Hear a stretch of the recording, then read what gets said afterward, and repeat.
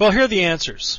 First of all, flip-flop 1, 2, and 3 in case number 1 all use the same control signals except that they did not include all of the control signals.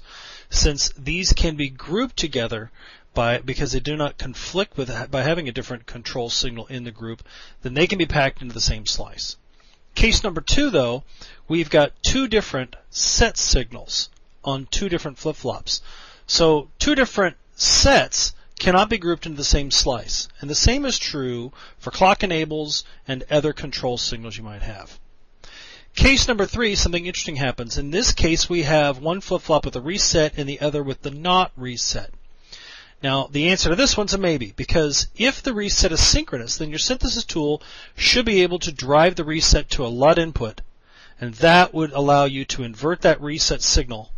So the real answer here is, as long as it's synchronous and driven to a LUT input, then this could work, and that would allow the set signal to drive the set port on the flip-flop.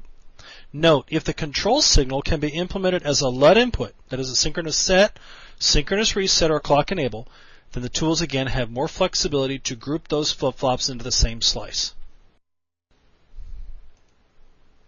So now, let's take a second and review all the control port usage rules we have covered so far in the presentation. Control signals are the signals that are connected to the actual control ports on the register or flip-flop. Clocks and asynchronous sets and resets always become connected to a flip-flop control port.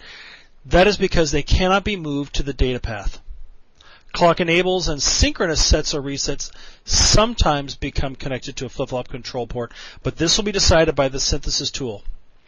These control signals can be moved to the data path, that is, to a LUT input. The caveat being, though, of course, is if you suddenly drive more LUT inputs, then you might actually cause an extra level of logic or an extra LUT in series to be placed on a path, and now you might create a timing critical path because an extra level of logic now exists. Asynchronous sets and resets have priority access to the control ports over synchronous sets and resets.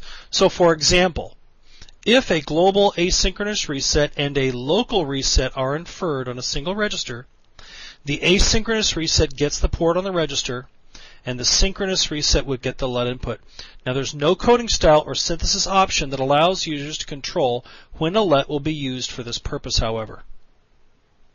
So your tip, clock enables and synchronous sets and resets can be moved to the data path via the LUT input. Very powerful option here.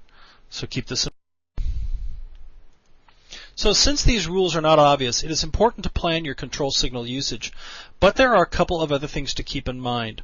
First, when planning your control signal usage for your flip-flops, keep in mind that the instantiation of cores will also add additional control signals to your design.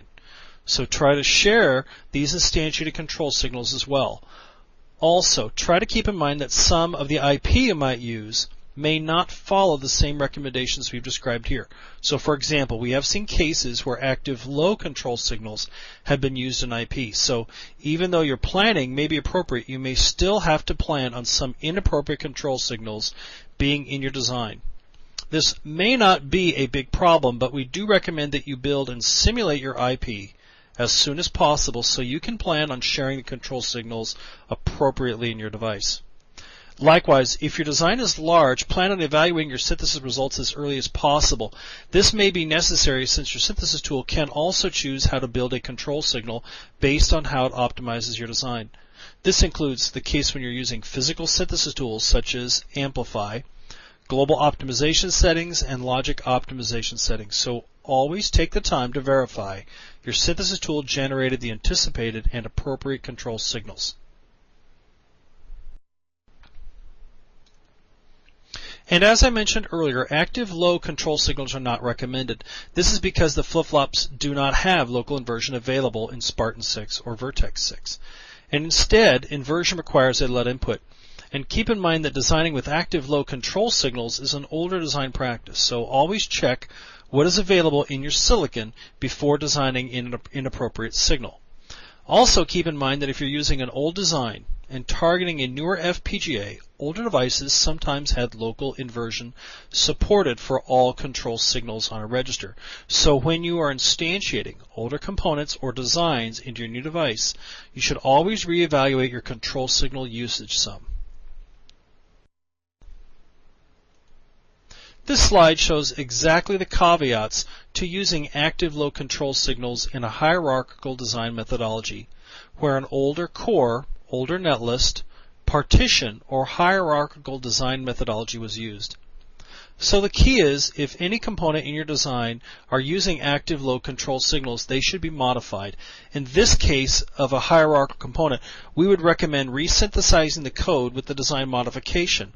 In the case of a core, we would recommend regenerating the core, and if partitions are being used, the designer should consider resynthesizing and re-implementing the maintained portion of the design, because as you can see, the synthesis tool can't merge that inverter into the LUT, because we're forcing the tools to maintain the hierarchy and maintain our synthesis result. And when we don't do that, then we're going to impact the number of LUTs we may need in design, as well as perhaps even add extra logic delay. And of course, that might impact our overall performance and the ability of the tools to meet our timing objective.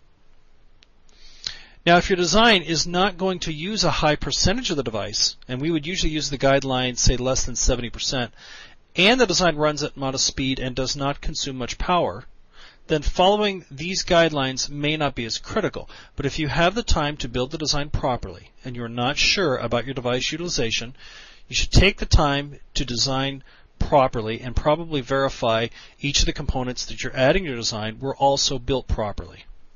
Now, in case you are not familiar with partitions, they're supported by the Xilinx implementation tools and allow a designer to maintain parts of a place and route solution. This allows the designer to verify parts of the design, do behavioral simulation, and then force the tools to maintain those logic results. Finally, we want to summarize the design tips we have given you. First of all, some suggestions for faster and smaller designs. Use synchronous sets and resets whenever possible. Use your active high clock enable and an active high set or reset, because there's no local inverter for secondary control signals available on the flip-flops in Spartan-6 or Virtex-6. Try to build your design with as few control signals as possible. Other rules to recognize.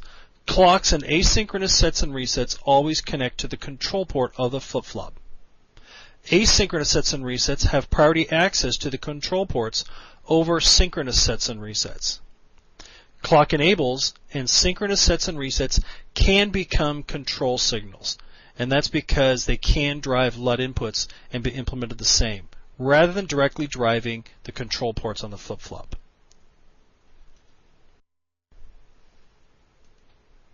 There are some very useful resources available to you on support.xilinx.com. The Synthesis and Simulation Design Guide discusses some of these same topics. The XST User Guide is very helpful for example inferences of architectural resources. This is often what is most helpful to customers, so I would strongly encourage you to check the document out. Note that all the coding techniques that we've discussed here apply to XST. If you want coding style and attributes for another synthesis tool vendor, they're pretty much the same, but you will have to go to their website to learn about their synthesis tool and its functionality. If you want to learn more about the various synthesis options available in XST, I recommend using the Help menu. It's pretty helpful, but generally I still go to the defaults and only work with the options that we recommend in the Designing for Performance course. Finally, thanks for listening to this recorded e-learning on Spartan-6 and Virtex-6 HDL coding styles. Again, my name is Frank Nelson.